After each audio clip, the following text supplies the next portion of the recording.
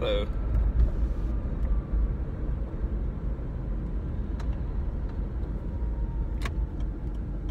I was just thinking a little bit about the sort of dramas that we go through and how sometimes it feels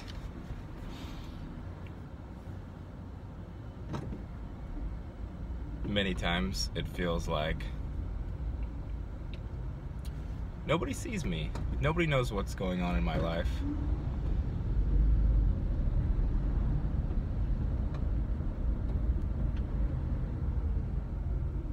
How come they can't understand? Why can't they understand?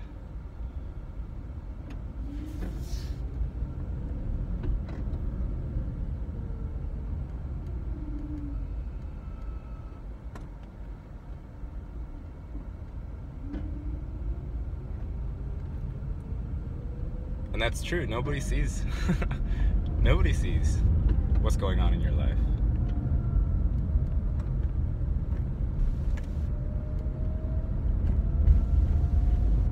Only you see that. And we have this perception that the way that we see the world, the way that we perceive the world, is somehow very, very similar to how everybody else perceives it.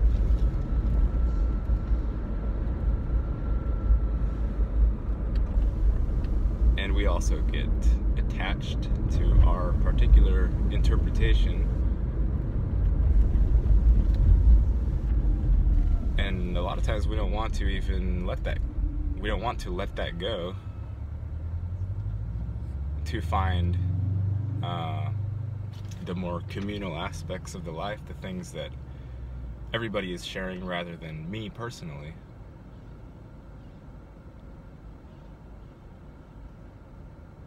Because we don't like letting go of our perceptions. And really honestly, and I've tried this myself, if you take those things that you hold, these sort of mainstays of yourself, of your person, your creation, your storyline, if you take these things and you expose them to other people, and you kind of ask a little bit, like, so I have this thing going on here inside of me, and I really feel like it's this way. Could you verify this for me?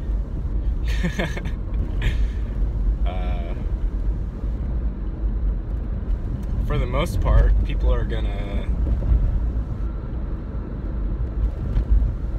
they're not gonna verify. They're gonna say, what are you talking about? And this is actually a healthy thing to do because it helps us release old, stale ideas. Now, you don't need to worry about, oh, if I let go of this one, then I'm not going to be, pretty soon I'll have no more ideas left. If one thing we're capable of, it's creating eternal storylines to help sustain where we appear to be at in life. But if you do this, if you ask somebody else,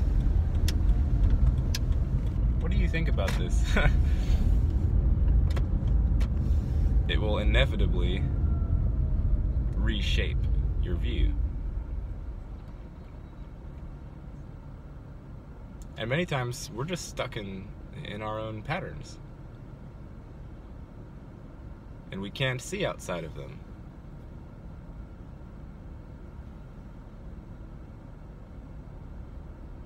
I'm no exception. I'm just as much stuck in my own patterns as everybody else. Everyone is the same. We all feel like we have this one special thing going on, and nobody understands, or few people understand. And this is true in the sense that everyone is completely, uniquely different in their internal subjective interpretation of everything.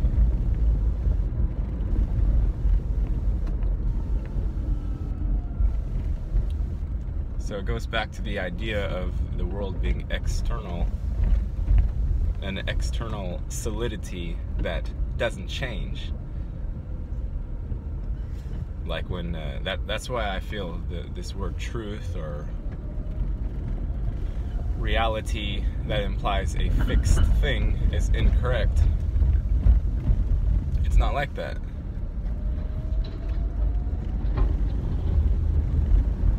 And it's not. Even when we talk of quantum computers and projecting out the future, this is still this future is still going to be seen in terms of the subjective. So even if we had an oracle that told us, that predicted everything that's going to happen in our lives, in our collective lives, and somewhere down the road, you're verifying as you go. Yes, they're right about this, right about this, right about this. Okay, this person basically knows everything, and they're going to sustain me, and I won't have to worry about the chaos of not knowing what's coming. Even if you had that, and by one person's measure, this oracle is 100% correct in everything, someone else is going to say, nah, they didn't know what they're talking about, and they'll go on ahead to explain exactly why that oracle is a shill or a false prophet. And you will have still disagreement, even if maybe by many people's standards you have arrived at the final truth via the oracle. Doesn't matter. Everybody doesn't agree. And that's another idea that the so-called truther community suffers from, because it's this kind of notion that is held that full disclosure is going to somehow come about, and at some point in the future, not now.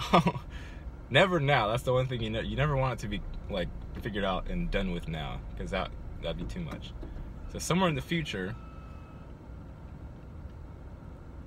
the thing will make sense, and all of the news agencies will redact everything that they've ever said. They'll say, yeah, we're totally full of bullshit.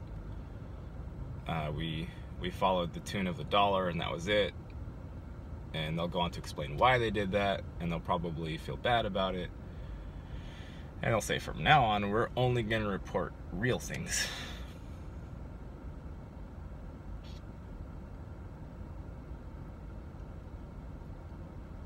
Even everybody in the truther community doesn't have a shared vision of what this realm would look like if all kinds of bullshit and lies and propaganda wasn't ruling everything. There isn't a consensus. If anything, they've shown themselves to be exactly what everyone else is, which are simply human beings. Subjective human beings with feelings that get hurt and egos to protect, and adventure to be found, and passions to be run after, and all these things. It's just the same people everywhere.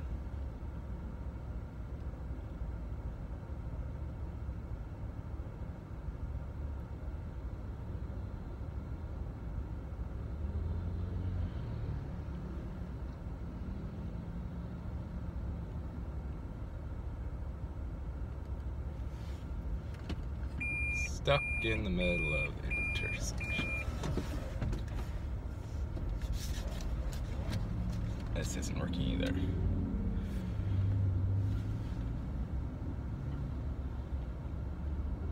So eventually you see that you have to somehow get it right internally.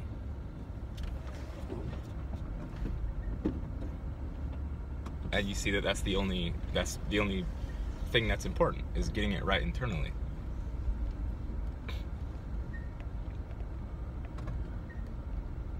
When you're feeling bad, do you want to have community, and do you want to go talk to everybody and find out whose worldviews are matching up or not? Or do you want to go find comfort somewhere? Do you want to go online and look up things, look up rabbit holes, look up alternative news? If you can find your inner state that doesn't mind so much what's going on externally, but also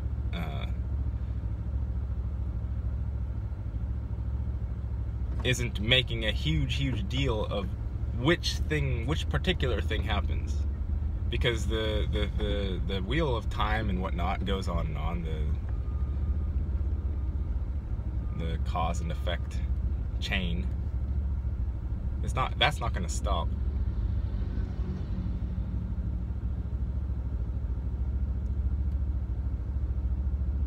But you can loosen your hold on whether red is so much more important and significant than blue or green or yellow.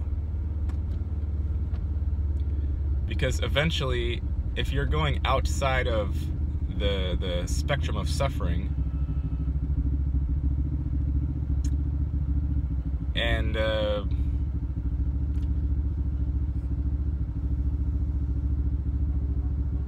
from what I see with my eyes, it's not just pure suffering here. People get along for the most part. This is in my little bubble realm here.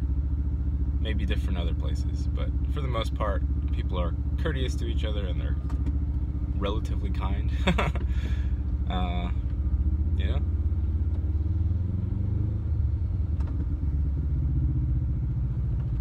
And yes, you can watch the news and get the idea that humans are some sort of venereal disease that Earth has contracted.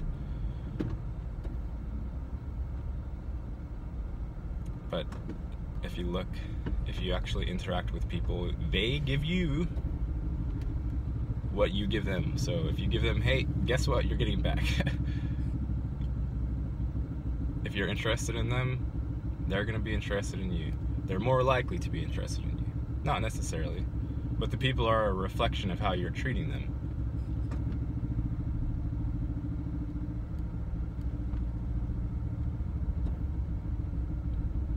And it's never as complicated as we would like to make it. We just like to have dramatic stories, and we like feeling special.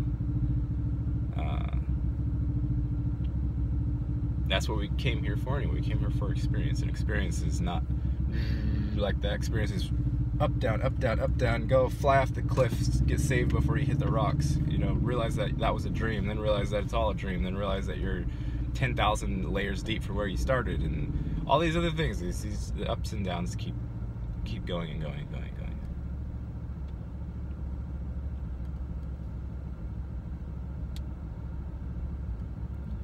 But your particular story that feels so real, and I mean every aspect of it, is just your story.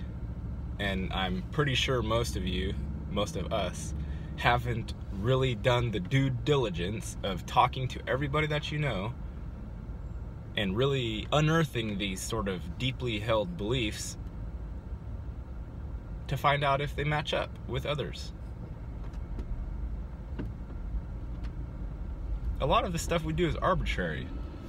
Outside of simply treating people decently, a lot of the habits and traditions and customs, it's just, yeah, well, we did that, so we did that. We do this, so we do this. It's not logical for the most part, traditions and customs. It's colorful, it's creativity.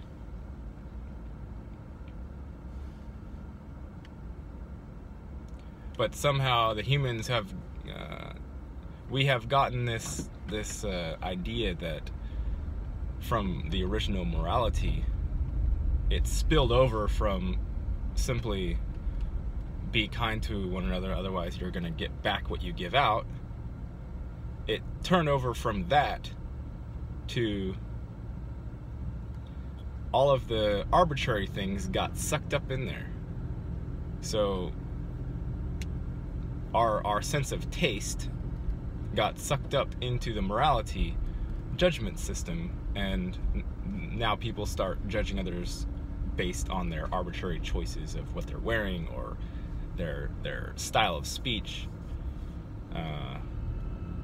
the flavor of their life. People started judging on that as well, rather than just, is this person being a decent human being or not?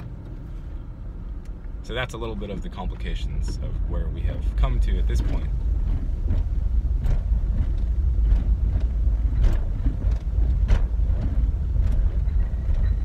And we have all sorts, I mean, we know how to get each other's goat, right? We have all sorts of means of very subtly giving approval or disapproval, and just a look, a glance can wreck someone's whole day if you're really close to them, because they felt very deeply your your judgment of their flavor. So they're like, oh, this flavor is bad, he doesn't like it. You take their subjective judgment of what they think you're doing, and then you take that and put it on yourself, and you're like, oh, I was dancing and free and like nobody was watching, and then all of a sudden I felt that somebody was watching, and now I feel embarrassed. So then, you know, you just do this. But still, nobody knows you're doing that. You're doing that internally, and just go talk to somebody. People will talk to you.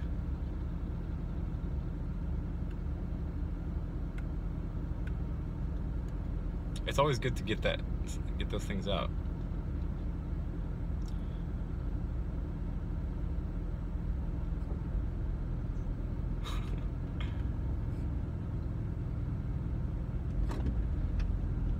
Every time I see one of these double fine signs where it's like construction zone,